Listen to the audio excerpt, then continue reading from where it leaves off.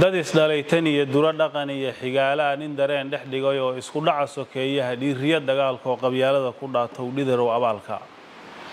cadaab waad dhadhamin oo saqaraad dhex geliyo dambi dhaaf ilaahay raxmadiisu ka dheer magacaygu waa maxamed sheekh muxidiin waxaan doonayaa halkaan inaan ka soo jeediyo baaq nabadeed anigoo ku hadlayo magacayga iyo magaca inta maslaxadoonka ama khayrka iyo wanaagga jecel baaqaas oo ku socda ummadda Soomaaliyeed gaar ahaan colaadaha sokeeye ee ka socda gobolada dhexe Galgaduud Mudug Hiiraan qaybo ka mid ah xagga galbeedka gobolka Doollo qaybo ka mid ah colaadaha ka socda dhowrka gobol iska soo horjeeda ama dariska ah colaado sokeeye oo badan oo soo laalaabtay oo ka jira inaan ereyga ka yiraahdo dadka Soomaaliyeed oo dad muslimiin ah oo dhaqan iyo dhiig wadaag ah xigmad tusaysa inay xilligan ama qarnigan la joogo 2024 isu laayaan nooca hadda la isu baabiinayo la isku dilayo ma jirto ahdaaf la xaqiijinayo iyo ujeedooyin la gaarayana ma jiraan waxaan xigmad darro iyo nolol xumo iyo diin la'aan aan ahayn ma jiraan cadaada iyo cabud waaq dhexdooda ka socota gurceel iyo balanbal colaad baa dhexdeeda ka jirta waxa weeye galdogob iyo koonfurta gaalkacyo iyadana colaad baa ka jirta gobolka Doollo qaybo ka mid ah isna colaad sokeeya ka jirta colaadahaasi waxa weeye waa xigmad darro iyo diin darro iyo aqli xumo iyo garasho xumo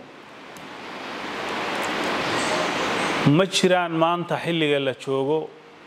sabab qof muslim oo walaalka dhiigiisa aad u daadisid ama hadaf aad ka xaqiijinaysid ma jiraan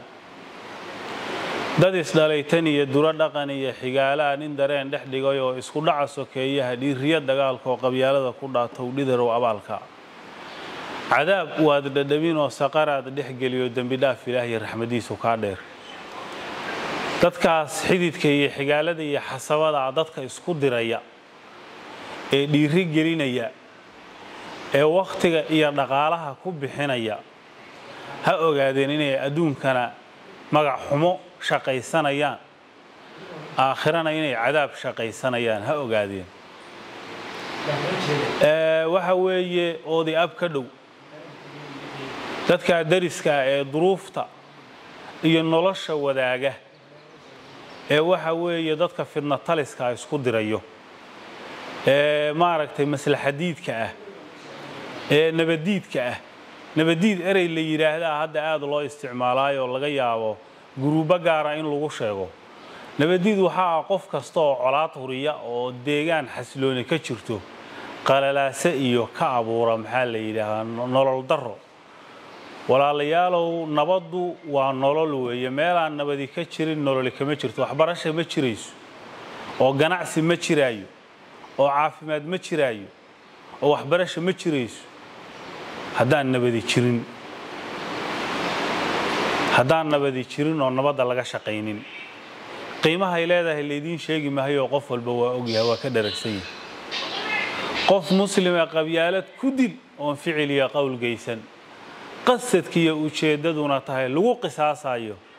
qabiilka muxuu uga dhasho qaadir uga beeray ilaahay oo adigu haygu qaban qaadir baa tahay qof muslim ah qabyaalad ku dil yaani waa mustawa aad iyo aad u hooseeyo aad iyo aad raqiis u aweeye mustawa aad iyo aad u hooseeyo raqiis u aweeye colaadahan sokeeye soo noqnoqdo maxaa sababa anigu waxaan isleeyahay raayigayga markaan ku noqday saddexda ja baa sababta saddex waxyaabood oo ja ka bilaabata adinkoon saddexdaas qodob daaweynina xal uma heli doontaan waa jahliga iyo jawrka iyo juuca waa jahli qofka wax dilaya wuxuu wax ku dilaya ma yaqaano jaahil buu ka yahay masiirkiisa wuxuu ahaan doona ma yaqaano jaahil buu ka yahay jaahil way hatta kala dilahay wax lagu dilay garan maayo هدفه حقيقي ما يقانو جورك أما ظلمك inta dambiilaha la difaacayo dambiile gacan ku dhiiglaa oo qof aad og tahay muslim oo walaalka inuu soo dilay oo uu dulmi ku dilay inta aad dulmiga ku difaacayso adiguna ogow ama dulmiga baad ku dhiman doontaa oo ku bixi doontaa adduunkana magac xumaad ku joogi doontaa aakhirana waxa weeye khayr kaama horeey